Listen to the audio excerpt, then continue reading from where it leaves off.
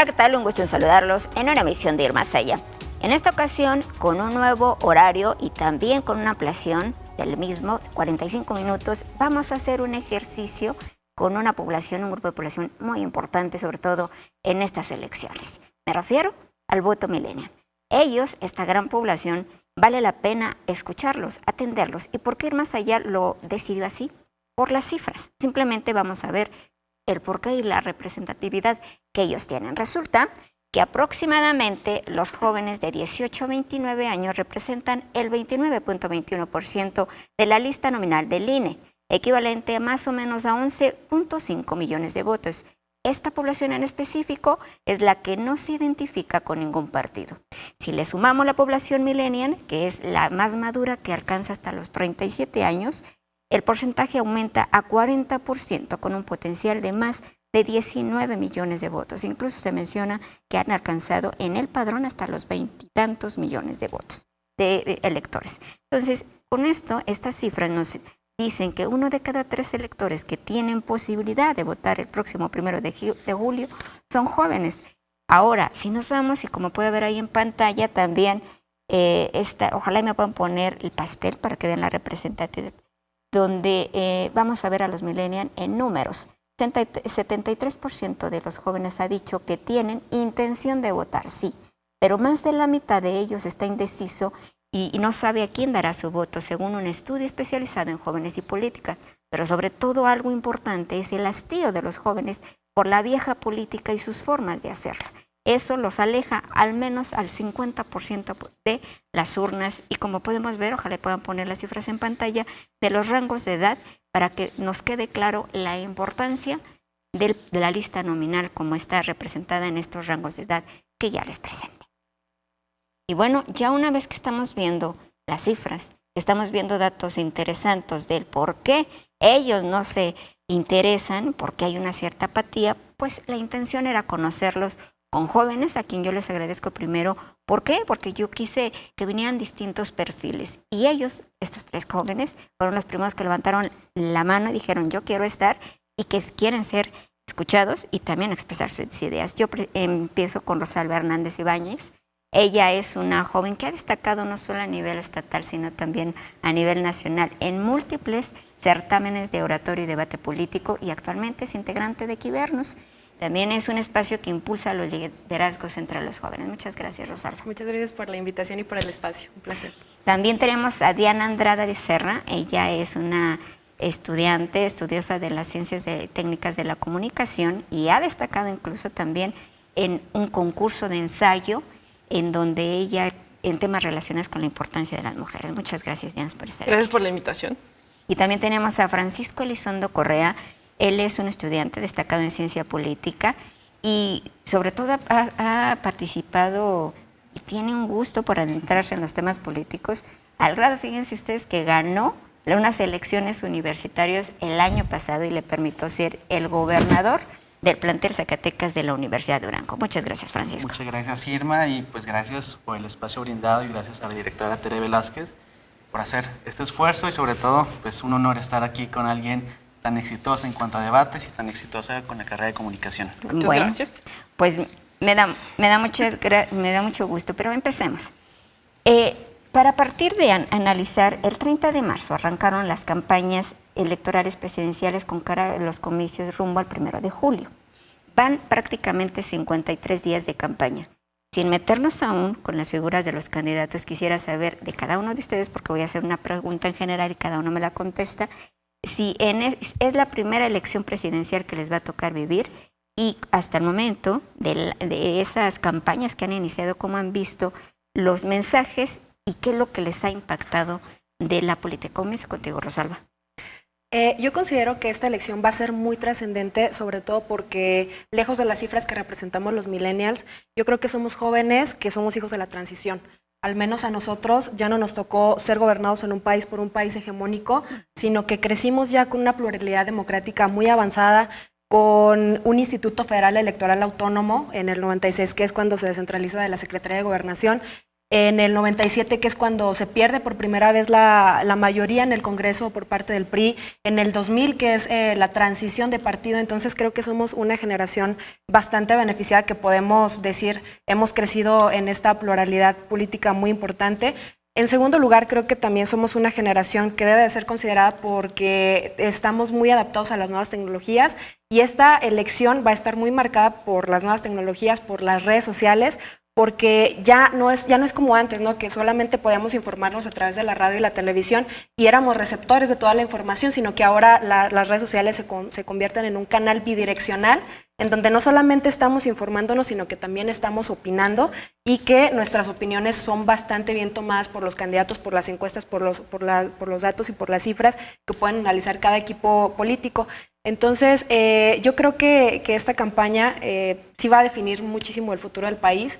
En primer lugar, porque ya después de nosotros pues viene la generación Z, pero pues es una generación bastante novedosa que no le tocó a lo mejor vivir el siglo pasado, y además creo que es una elección que va a definir sobre todo qué política exterior va a llevar a cabo México, qué política interior, y hay muchos temas que están sobre la mesa que son nuevos, que anteriormente no estaban sobre la mesa. Pongo un ejemplo: los matrimonios entre homosexuales, el ciberacoso en las escuelas. Son fenómenos que son nuevos y que nos afectan a la población juvenil en su mayoría. Entonces, creo que también hay otro fenómeno que quisiera poner sobre la mesa. Se conversan todos al mismo tiempo. Claro. ¿Pero es la primera vez que te toca o no te toca una elección presidencial? La primera vez que me tocó fue en el 2012. Entonces, ya es mi segunda elección. Ok. A ver, me paso contigo, Diana, lo mismo. Sí, no, esta es mi primera vez votando por un candidato presidencial. Y pues igual que mi compañera, yo creo que va a ser algo muy decisivo. Yo pues más por el lado de la comunicación, por lo mismo, porque nosotros los jóvenes tenemos un alcance como bien directo, o bueno, más bien más amplio para informarnos y para poder opinar y para poder decidir qué acciones vamos a tomar. A mí me parece un poco sorprendente, pero al mismo tiempo como que tiene sentido que ahorita ya no tenemos como que tantas afiliaciones a partidos políticos, porque eso yo creo que representa mucho a los millennials, ¿no? Que somos como personas completamente abiertas de mentalidad. Yo creo que ya nadie se puede afiliar a un pensamiento único, porque pues hay tantas ideas y tantas cosas nuevas que nosotros tomamos de todo. Ya no somos como exactamente una cosa o definido como antes, podría decirse. Francisco. Para mí, este proceso electoral va a ser uno, o si no, el más importante que México ha tenido en su época, yo creo desde el siglo XX hasta ahora. Es un proceso electoral donde, como bien dice Diana, han tenido algunos candidatos sin partido, han llevado su campaña sin partido, es decir, un candidato ciudadano, un candidato donde busca que el electorado vote por la persona, no por el partido. Y eso hemos visto desde partidos como el PRI, y que han siempre tenido ese tipo de campaña con partido. Pero en este caso, la sociedad está más informada. Somos jóvenes que simplemente con un aparato vemos de forma individual y podemos influenciar a más de 1,000, 2,000, 3,000 personas. Y además, la familia también cuenta mucho. Ahí está el factor en donde tal vez nuestros padres tienen alguna influencia en nosotros. Este tipo de voto en donde mi papá va a votar por este partido, mi papá va a votar por este candidato, pues yo también voto por este candidato. Ahora, ¿es tu primera? Sí, es mi primera. Ok. Ahora, ustedes están empezando a tratar de analizar las campañas, como ahorita les preguntaba si algo les había impactado, ya más o menos viendo que vemos que todos tienen la coincidencia de que son de las más importantes, pero bueno, ya tuvieron también el suficiente tiempo para ver cada uno de los candidatos, ya también a través de las redes sociales, de los millones de spots que nos están atiborrando, de las declaraciones que han hecho cada uno, de cómo se comportan en las redes sociales, también en los debates políticos. Me centro ahora sí, o empecemos a centrarnos en los candidatos presidenciales, que ya tienen tenido tiempo. En realidad, a ustedes, como para los que son los primeros, estas campañas, y ahora con la figura también de los candidatos, han empezado a decir, a asquearse, o cómo ven cada uno de la presentación de los candidatos. Rosario. Pues creo que es una contienda, y yo creo que muchos estaremos de acuerdo en que es muy lamentable el hecho de que tengamos que decidir por el menos peor, porque es lo que generalmente he escuchado de mis compañeros o de del público en general. Por un lado, vemos un candidato joven, muy preparado, pero cuyo estilo de vida quizá no nos identificamos la mayoría de los mexicanos. Por otro lado, vemos un candidato que ya lleva varios años postulándose para la presidencia de la República, que dice ser de izquierda, pero que no tiene, a mi punto de parecer, propuestas sólidas de cómo es que va a implementar las políticas públicas necesarias para el país. Por otro lado, vemos un candidato con mucha experiencia, pero que desafortunadamente está ligado a un partido con muy poca popularidad. Por otro lado, vemos a un candidato independiente que, a mi punto de vista, pues bueno, el Bronco militó durante 33 años en el PRI, entonces no me queda claro qué tanto hemos fortalecido todavía la figura de los candidatos independientes. Y pues bueno, lamentablemente también una candidata que acaba de abandonar la contienda y que pues nos deja de lado la representación de las mujeres, pero que no solamente eso, también nos deja mucho que desear si en realidad si era una candidata independiente o si está declinando a favor de otro candidato. Entonces, la verdad es que yo considero que es muy lamentable el hecho de que tengamos que decidir por el menos peor, pero pues finalmente creo que tendremos que decidir. ¿Coincides con ella? Sí, completamente, porque de hecho he escuchado muchos también comentarios en redes y con compañeros que sienten mucha presión por estas elecciones de ahorita. O sea, dicen, no, es que no sé qué voy a hacer con mi voto. Obviamente no voy a no votar, pero no sé por quién también, el menos peor, porque, o sea, la situación ahorita yo creo que está, pues de risa, ¿no? Ahorita ya nadie sabe exactamente hacia dónde, como dirigirse. Pero la figura de los candidatos, ya así como lo analiza Rosalba, ¿coincides en la descripción o difieres en alguno de los? De hecho, sí coincido, porque pues sí, yo creo que mucho de lo que identificamos con los candidatos tiene que ver mucho cómo se representan ellos en redes sociales también o en los medios, que es exactamente eso. Ellos quieren darnos una imagen como muy precisa sobre lo que quieren aparentar, pero obviamente pues no somos tontos, ¿no? Yo creo que esa es una idea que tienen mucho de nosotros los millennials, que pues como estamos chavos, pues estamos bien tontos, no investigamos, pero ellos nos dan esta imagen de que, bueno, yo soy esta persona de izquierda, yo soy esta persona que está preparada, pero luego investigamos su contexto detrás de ellos que hay, y pues descubrimos que hay un montón de cosas que no embonan, que no quedan con lo que quieren decir. ¿Y tú, Francisco, coincides o difieres de la descripción que hacen tus compañeros? Yo creo que coincido. Y la apatía política está presente, y no solamente en los jóvenes, sino que en todo México yo creo que ha llegado un punto en donde el electorado se ha sentido no representado por ninguna de las instituciones, llámese partidos, llámese Instituto Nacional Electoral, llámese instituciones policíacas. Es una falta de credibilidad muy importante y que yo creo que trasciende en este proceso electoral. Hablando de los candidatos, tenemos un candidato de derecha que para mí no representa en ningún momento la derecha. Tenemos un candidato de izquierda porque la derecha realmente en México para mí no existe. De izquierda tampoco, son izquierdas y derechas disfrazadas. Entonces, del otro lado tenemos, yo creo que para mí, un candidato inteligente de parte de quien representa a la izquierda en este momento, que juega con la ira social, es decir, la capitaliza y juega, y con eso tiene una retórica muy fácil de llegar a las personas, y eso le ha ayudado mucho. La apatía política puede ayudarle a este candidato a ganar en las elecciones de este 1 de julio. Por otro lado, tenemos al candidato del Partido de Revolución Institucional, que para mi gusto es un candidato que le falta trabajar más, es un candidato frío, un candidato que no conecta.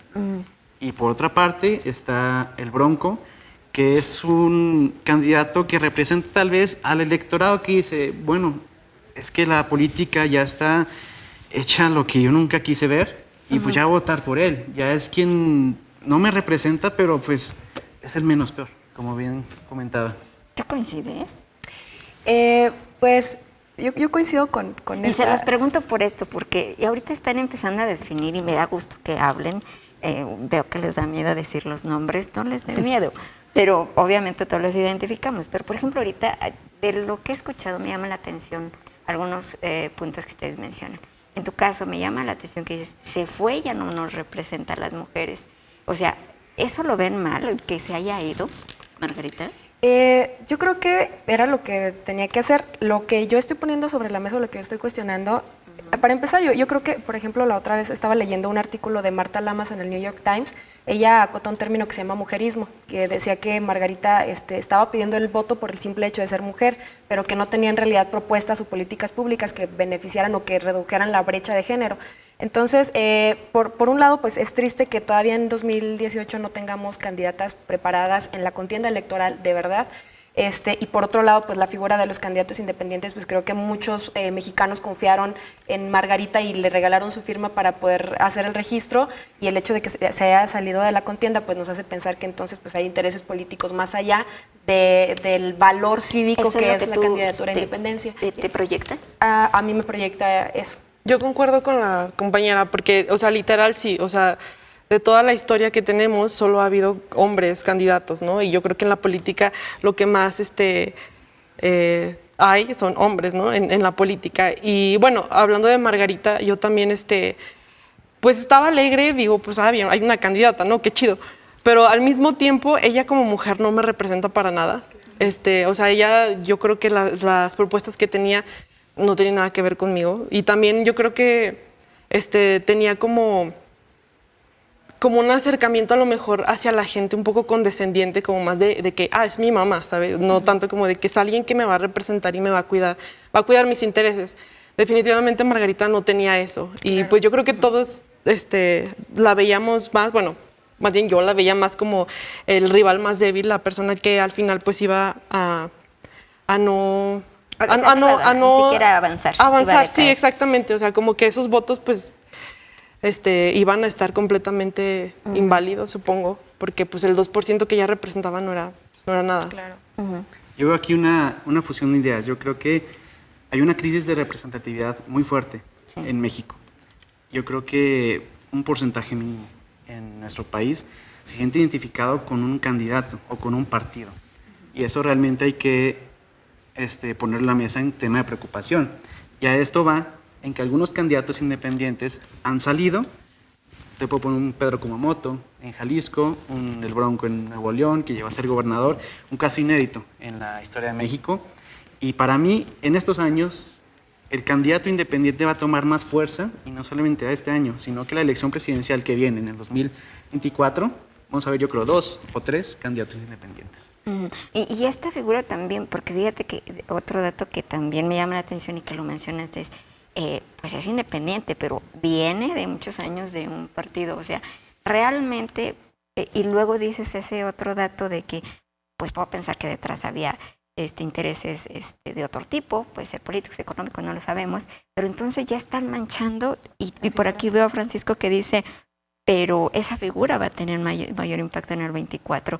O sea, tengo como dos ingredientes importantes que dicen, ya está como manchándose de entrada la figura de los independientes, pero también tú le ves mucha parte de que va a crecer en ese aspecto. Pues es que de hecho, no sé, por ahí leí una cifra que decía que la mayoría de los mexicanos no nos sentimos identificados con ningún partido político, y pues esta descredibilidad, ya lo mencionaban, va en incremento, pero por otro lado creo que se deben de fortalecer realmente las candidaturas independientes, y eso ya le va a corresponder a lo mejor a los institutos electorales, para que se deje de manchar o se deje de diversificar, como tú mencionas, estas figuras que en realidad deben de ser medios para que ciudadanos sin partidos políticos puedan acceder a la contienda electoral, no para que los ciudadanos que ya estaban en partidos políticos y que no les dieron el registro, pues se vayan por la vía independiente. Entonces, de esta manera yo creo que debemos de involucrar más a la sociedad, debemos de alternar más las vías para que se llegue a una elección más plural y sobre todo más democrática. A ver, les voy a preguntar algo ya para cerrar esta parte de este bloque, pero a mí me llaman la atención algunas cosas que ustedes dicen, pero en el caso de ustedes, vaya que ya escucharon algunas propuestas como por ejemplo el Bronco, ahorita voy a traer a la mesa el Bronco, pero de verdad las propuestas como mochar la mano y todas esas, o sea, ¿les da risa, les da pena o qué? Yo creo que risa y a lo mejor como mucha desesperación y depresión, porque digo, bueno, o sea, a lo que hemos llegado. Y yo recuerdo mucho con lo que pasó con Trump, porque, o sea, yo me acuerdo que al principio, antes, cuando él apenas decía de que, yo me voy a postular, la gente se ría de él, o sea, en programas, o sea, en periódicos críticos le decían, jaja, o sea, no, ¿cómo vas a hacer eso? O sea, eres una persona que no puede de hacer nada por la política americana. Y pues ahorita ya. Es presidente. Y a mí me da mucho pesar o mucho como miedo que ahorita pues decimos, el Bronco está diciendo completamente cosas que van contra los derechos humanos y no dudo que algún tiempo, bueno, pues ya ganó, ¿no? Ya ganó Donald Trump. No, el Bronco. Ya. Y de todas formas sigue continuando, no sé cómo ha llegado hasta la presidencia, pero hasta la candidatura de la presidencia y digo, bueno, o sea... Por los derechos humanos, curiosamente. Sí. Lo que está denostando es lo que... Y me da miedo pensar que lleguemos al punto en el que ya la verdad perdamos la cordura como humanidad. Bueno, yo creo que, no sé si vas a decir algo, Bueno, Francisco. un punto nada más y muy simple. Yo creo que el Bronco en los debates que ha tenido dos errores, que bueno, en este caso lo de mochar la mano, que pues literalmente lo dijo y él literalmente lo aceptó. Y en este segundo debate, bueno, más tarde lo veremos, son propuestas que se echa encima a empresarios, se echa encima a banqueros, incluso a un grupo de empresarios como BlackRock, que es en Estados Unidos, y se echa, yo creo, solito la soga al cuello. Bueno, más adelante veremos este bloque. Bueno, yo voy a terminar con esto, pero les voy a hacer, ya de que hemos analizado de alguna manera los más polémicos, pero ya yo les voy a mencionar el nombre del candidato, me lo describen brevemente al momento que yo les diga. Okay. Y comienzo contigo, Rosalba. Jaime Rodríguez, el Bronco. Pues lo describo, o sea, ¿cuál es mi opinión? Pues corta. Para mí es un candidato. Lo positivo es que me gusta la idea que él tiene de emprendimiento y de dejar los programas asistencialistas para el combate a la pobreza. Me gusta mucho que también tenga mucha interacción a través de redes sociales. De hecho, pues su campaña sí la ganó. Y eso debe de permear porque pues estamos hablando de comunicación bidireccional. Pero lo que quizá tendría en contra es precisamente su personalidad, ¿no? Que a lo mejor no está tomando muy en serio el papel de candidato que él tiene y pues tiene que hacer uso, como decíamos, ¿no? de pan y circo para atraer la elección del electorado. Entonces quizá ese sería. ¿Y tú? Fácilmente yo creo una persona chusca pero inteligente. También mucha personalidad que lo ha llevado hasta donde está. Es el compa que todos quieren y que es bien buena onda, pero pues a lo mejor dice muchas loqueras. Ok. Qué puntales. Ricardo Anaya. Ricardo Anaya se me hace un joven muy preparado, pero, insisto, su calidad de vida pues no es la calidad de vida promedio del mexicano. Yo creo que es un candidato joven, emprendedor y de los jóvenes más destacados en este siglo en cuanto a la política en México. Sí, yo también pienso que es un hombre muy inteligente, pero que también su contexto y su pasado no me convence para nada. José Antonio Meade. Es una persona con mucha experiencia, pero desafortunadamente pues está ligado a un partido con muy poca popularidad en este momento. Francisco. Le ha pesado muchísimo el ser parte del gobierno actual. Le ha pesado mucho su partido, como bien lo dice, y le ha pesado mucho su poca influencia en las personas. Pues alguien que tiene una trayectoria muy grande, pero también tiene una piedra amarrada al tobillo. O sea, el PRI yo creo que le pesa mucho. Ok. Y por último, Andrés Manuel López Obrador. Se me hace una persona, no ha dado una propuesta concreta sobre cómo va a realizar todo lo que promete, entonces es un poco demagógica quizá, pero pues es la representación ahorita de la izquierda y de lo que a lo mejor la esperanza que tiene México. Francisco. Es un candidato inteligente, hay que decirlo, pero con ideas demagogas, hay que decirlo, porque explica qué va a hacer, pero el cómo está cortado. Es decir, el cómo te lo dice, pero realmente no sabe bien cómo aterrizarlo y no sabemos nadie cómo va a aterrizarlo. Diana. Para mí Andrés Manuel es más como ya un símbolo, o sea, es como una imagen que representa ya un partido y una ideología, pero él como persona yo creo que es más como, sí, como una estatua, o sea, que no tiene como mucho adentro. Bueno, pues estamos hablando meramente con los presidenciales, no nos hemos metido a otro. Y ahora vamos a otra parte de la misma contienda electoral que hemos visto.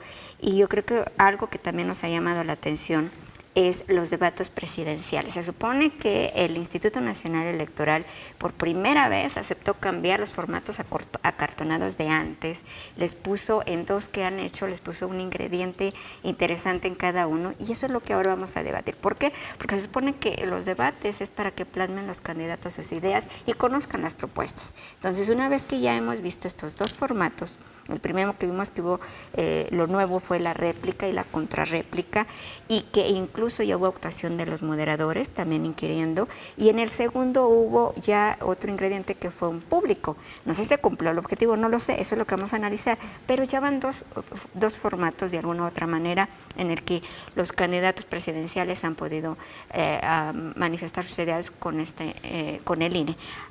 Ya que los han visto, me imagino que sí los vieron los dos. Empezamos contigo, Rosalba. ¿Han servido el que se haya modificado, o cómo lo has visto en este caso los debates y el objetivo? Claro. Creo que es muy importante que se comiencen a realizar más debates a partir de la reforma del 2014, donde se implemente ya de manera obligatoria. Y creo que el debate siempre es muy bueno porque es un diálogo y es un contraste de ideas muy importante. Pero creo que todavía nos falta muchísimo para que realmente logre ser un debate, porque, por ejemplo, hemos visto que en el segundo debate no fueron propuestas concisas, más bien se convirtió en una guerra sucia entre los candidatos, en donde están descalificándose, están tratando de descalificarse entre ellos, y pues más que nada creo que ya no podemos como mexicanos pues con esta guerra sucia. Más bien queremos algo más propositivo que nos pueda decir el por qué sí vamos a votar por ellos, lejos de decir el por qué no vamos a votar por ellos. Primero perdón, me distraje. Bueno, yo creo que, bien lo menciona, ya ha dejado de ser un debate de propuestas y es un debate de golpe, un debate de golpeteo. En el primer debate yo veía un golpeteo directo entre Ricardo Anaya y José Antonio Meade. En el segundo debate todo cambia, y hace un golpeteo entre Andrés Manuel López Obrador y Ricardo Anaya. Y veía un estudio, veía un reporte donde simplemente en el primer debate presentaron entre Ricardo Anaya y José Antonio Meade entre 2 y 3 propuestas reales. Es decir, es un debate con muy pobre información, con muy pobres propuestas, y que se ha dedicado a descalificar a los candidatos, a todos, bueno, menos al Bronco, pero a los otros 3. Y para mí, yo creo que quien gane la presidencia va a llegar con una imagen muy desgastada. ¿Pero te ha servido el formato? O sea, ¿sí crees que ayudó el formato? El primer formato se me hizo obviamente más formal. Es un formato, yo creo, más tradicional de que estamos acostumbrados en México. El segundo formato, hubo un momento donde me gustaba, un momento donde no me gustaba. Creo que las intervenciones de los moderados fue un poco protagonista, hay que decirlo, y algunas cuestiones donde me gustó que iban directamente hacia los candidatos. Es decir, un José Antonio Meade que le decían, realmente fue un error aceptar a Trump en este país después de un mes, 2 meses, de todo lo que dijo hacia los mexicanos. Sí. Entonces, para mí, esa parte me gustó. ¿Y tú piensas que sí? Yo siento que en sí la forma del debate, a pesar de que lo intentaron cambiar, siento que aún así no funciona, pero no tanto por el formato que tiene ahora, sino por el hecho de que los candidatos no se están tomando en serio los formatos o así, porque yo creo que... ¿Crees que se burlan? Yo creo que todo se perdió más por el meme y por la risa y por la burla, tanto porque, como dice el compañero, o sea, ya las propuestas en sí, que fueron muy pocas, o sea, nadie hablaba de ellas. Yo creo que ahorita nada más las fuentes que yo estoy viendo sobre eso, pues que las revisan y que las analizan, estén verificados, pero de ahí más los jóvenes ven más de que jaja, el Bronco dijo tal cosa, o se pelearon o hicieron tal cosa, y ya tienen el meme sobre el debate, pero en sí las propuestas no están saliendo del debate, están saliendo más la dinámica que tienen entre los candidatos. Se han figurado por los memes y no por las propuestas. Sí, definitivamente sí. Sí, es que en una plática entre ya sea jóvenes o personas ya adultas, en una cena, por ejemplo, si vamos a hablar del debate, pero lo primero que sacan son frases que dijeron los propios candidatos, en vez de que las propuestas que dijeron, ¿qué te pareció esta propuesta? Pero realmente, bueno, ¿cuál fue la propuesta? ¿Y ustedes sí captaron propuestas o no? O sea... Sí. Tal vez 1 o 2 realmente, pero yo estaba muy divertida con todo lo que decían. ¿Tú te divertiste? Sí. Sí, de hecho... ¿Tú te divertiste o te enojaste? En el primer debate yo creo que dieron un poquito más de propuestas, pero en el segundo sí ya Sí. fue un te digo, ahora yo te contesto y tú más y yo menos, entonces pues no quedaron claras. O sea, Y la cuestión de que metieran público. pues ¿Sí, no? me parece Fue me parece un acierto interesante. para mí. Yo siento que pudo haberse logrado mejor. Fue un poquito como, el público se me hizo medio... Pero sí se logró, o sea, bueno, hay algo, y se los digo porque no debería opinar, pero estoy opinando. Yo creo que aunque se puso la figura del público, yo los vi acartonados. Sí, al público. exactamente, O sea, el a mí me público no- gustaría que se lograra que se le permitiera a la gente directamente inscribirlos en el momento que ellos consideren, quizás solicitando la palabra, no sé, eso es lo que se me ocurre, pero yo no sé si se cumple esa parte.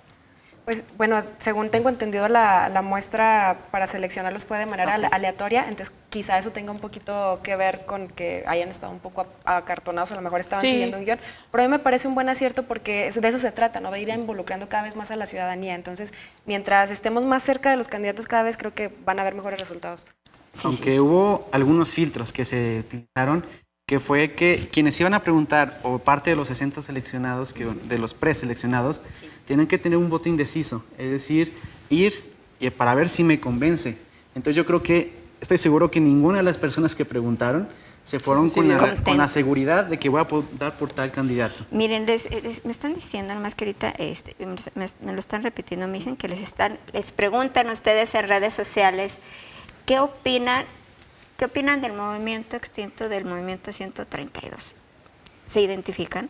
¿Hace falta? ¿Qué opinan?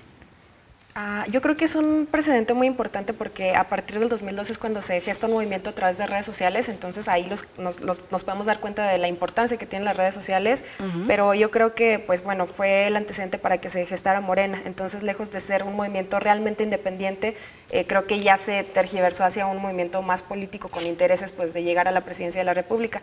Creo que hace falta fortalecer la sociedad civil, realmente la sociedad civil, para que ejerzamos desde nuestro papel de ciudadanos una verdadera crítica y un verdadero razonamiento y una verdadera responsabilidad ciudadana. A ver, cada uno por Sí, igual que la compañera, yo del lado de la comunicación puedo decir que fue un movimiento que efectivamente se dio por las redes sociales y que se vio la fuerza que tienen las redes sociales y que, bueno, la ciudadanía vio que es un poder muy grande tener este tipo de aparatos, este tipo de páginas en las que nos podemos unir y tener como algo en común con personas.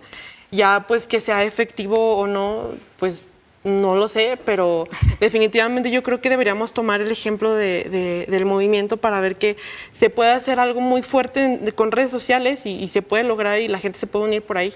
Francisco. Sí, fue un parteaguas, coincido, porque algunas personas a lo mejor piensan que la única forma de entrar a un proceso electoral dentro de la política es mediante los partidos.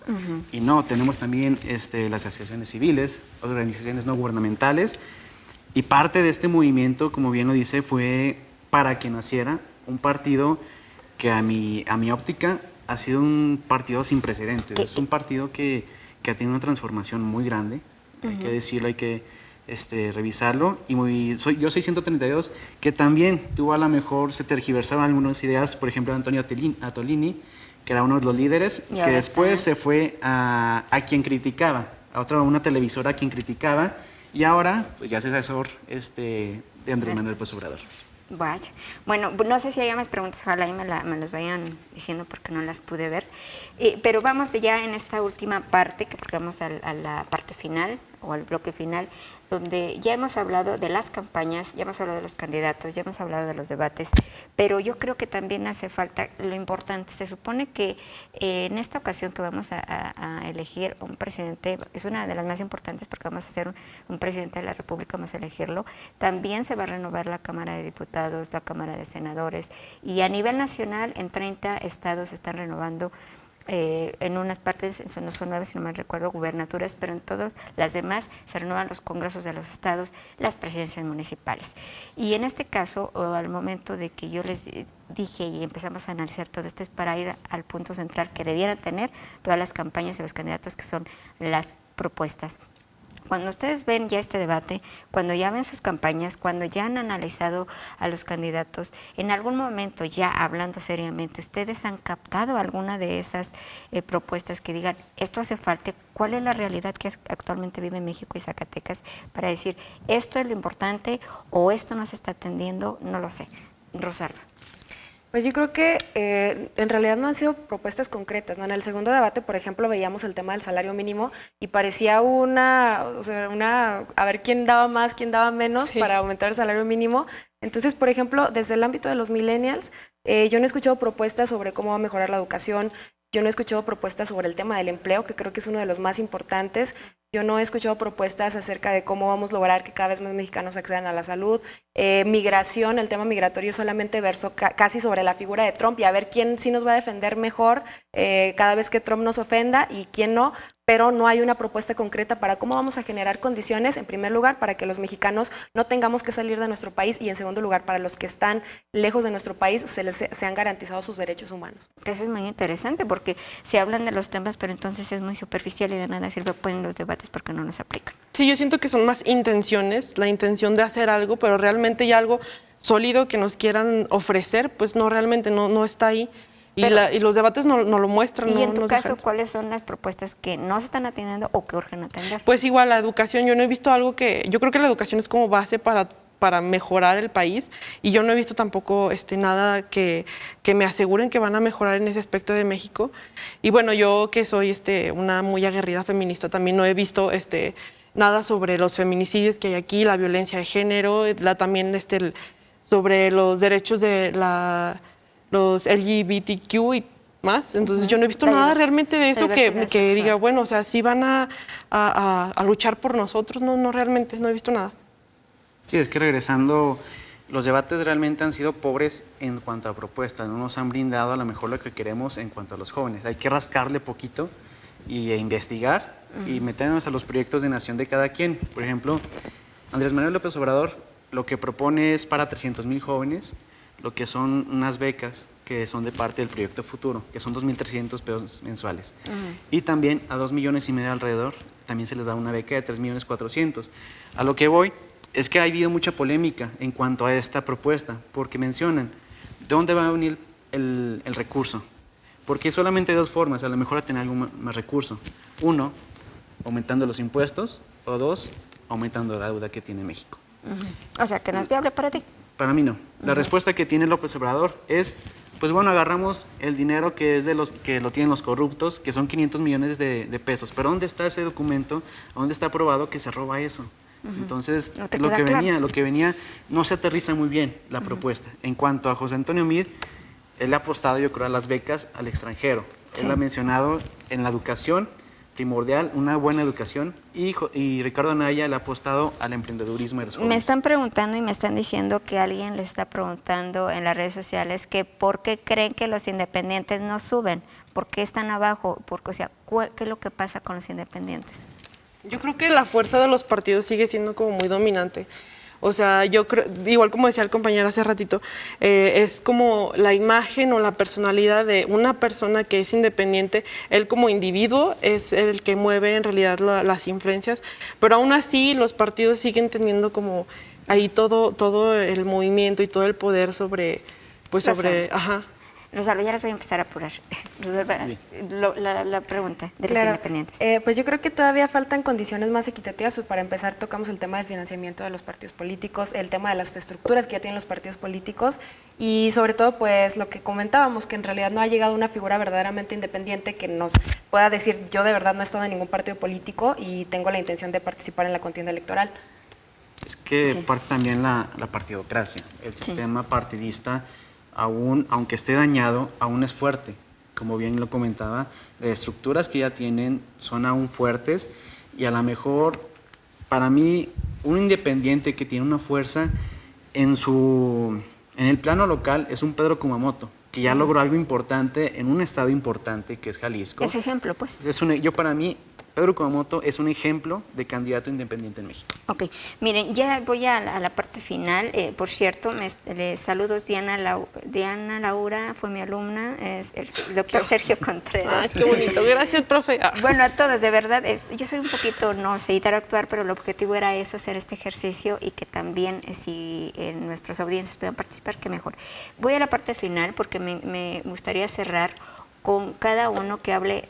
Ya escucharon las propuestas de candidatos de las campañas, pero yo me gustaría también que ustedes propositivamente digan nuestras propuestas como millennial o así se debe de hacer. Yo quiero empezar contigo en este caso y luego ya vamos a cerrar. Claro, yo creo que bueno, por parte de los candidatos quizá hay temas muy importantes que tocar, pero creo que también tenemos que tomar nuestra responsabilidad como sociedad civil. Creo que los retos que tenemos los millennials son primero pasar de estar solamente opinando a la acción, porque realmente pues tenemos un nivel de abstencionismo muy grande. Entonces creo que vamos a definir las elecciones, entonces pues yo diría que tendríamos que votar responsablemente. Y en segundo lugar, pues fortalecer también la sociedad civil, la responsabilidad ciudadana que tenemos, de verdad analizar cuáles son las opciones que tenemos, la importancia de estas elecciones para emitir un voto razonado. Y por parte de los candidatos de la República, creo que hay varios temas. Primero, las políticas públicas a favor de los grupos vulnerables, que está, por ejemplo, la pobreza, está el sector de las mujeres, está el sector de los jóvenes, varios sectores que se tienen que fortalecer. Segundo, analizar condiciones como cómo se van a generar empleos, pero no solamente eso, sino que también cómo se van a generar condiciones para que los jóvenes podamos emprender. Pero, en lo que vayas a decir, disculpa que te interrumpa, integra a los millennials, el mensaje que también le mandas a los millennials. Ok. Por ejemplo, el tema del emprendimiento creo que es muy importante porque pues cada vez somos más población y cada vez hay menos empleos para todos. Entonces, ¿cómo nos van a generar condiciones, pues, por ejemplo, de los impuestos o para que de verdad los negocios sobrevivan? El tema, por ejemplo, de la salud reproductiva, que es un tema de jóvenes que abarca desde embarazos no deseados, que abarca desde enfermedades de transmisión sexual, que abarca desde el tema del aborto. Ninguno ha fijado una postura al respecto. El tema migratorio, que también tiene que ver con el empleo, cómo le vamos a hacer para que los candidatos, cómo van a fortalecer la calidad de vida que tenemos aquí en México para que no tengamos que abandonar el país. Yo creo que es una larga lista. Es una larga lista que tenemos. Ya te voy a tener, porque sigo ahora con Diana, disculpa, porque vamos a hablar al final. ¿Cuál es la pregunta? ¿Cuáles son las propuestas que tú, o que estás ponderando, o en tu caso, que tú propones? Pues igual, yo creo que sí, ahora veo que nuestra generación ha sido como más involucrada y yo creo que no la están tomando en cuenta, la están como tomando en broma, pues, o sea, dicen que los millennials somos tal y asumen cómo somos en realidad, pero como que se basan mucho en los clichés que son los millennials para tratar de convencernos en lo que, para votar por ellos, pero en realidad creo que no se toman tanto más que decir la verdad y tú tener qué les dirías propuestas. a los millennials? Yo le diría a los millennials que pues sí, o sea, que sí es cierto que es muy fácil que en Twitter o en Facebook opinemos o que nos burlemos, que hagamos un montón de memes para burlarnos de lo que está pasando, porque yo creo que al final de la situación en la que vivimos, lo único que tenemos ya es reírnos, burlarnos, pero yo creo que sí falta mucho tener acciones que cuenten de verdad en la sociedad y que no nada más se queden las opiniones, que salgamos y hagamos cosas. Sale. Muy bien. Francisco. Pues simplemente, las propuestas sería adentrarnos realmente al mundo en el que estamos, ponernos los pies en la tierra y saber que la competencia está muy dura en el empleo y también en muchos de los campos en donde nos desenvolvemos. Yo creo que el presidente de México tiene una tarea muy importante en cuanto a los jóvenes, que es esta forma de prepararnos, pero también poner nuestro granito de arena, también involucrarnos en cuanto a la política, que a veces nos da flojera, que a veces nos da apatía, pero pues también la política no solamente se reduce al tema electoral, también se lleva a cuando ya está en el tema donde están gobernando, que hay que seguir las políticas públicas, hay que involucrarnos, hay que en nuestra colonia, en nuestra calle, en nuestra escuela, a crear este círculo que si bien hemos sido una sociedad joven liberal, pero también nos falta organizarnos más. Muy bien, pues yo les agradezco a Rosalba Hernández Ibáñez, Diana Andrade Becerra y Francisco Elizondo Correa por haber participado en esta mesa de análisis de debate de ideas. Muchas gracias, jóvenes. Muchas gracias. Gracias. Y bueno, yo me despido y les recuerdo que el próximo miércoles tenemos una cita más y a los millennials de verdad participen, hagan valer, los escuchamos y ustedes tienen un gran poder. Hasta luego, hasta siempre.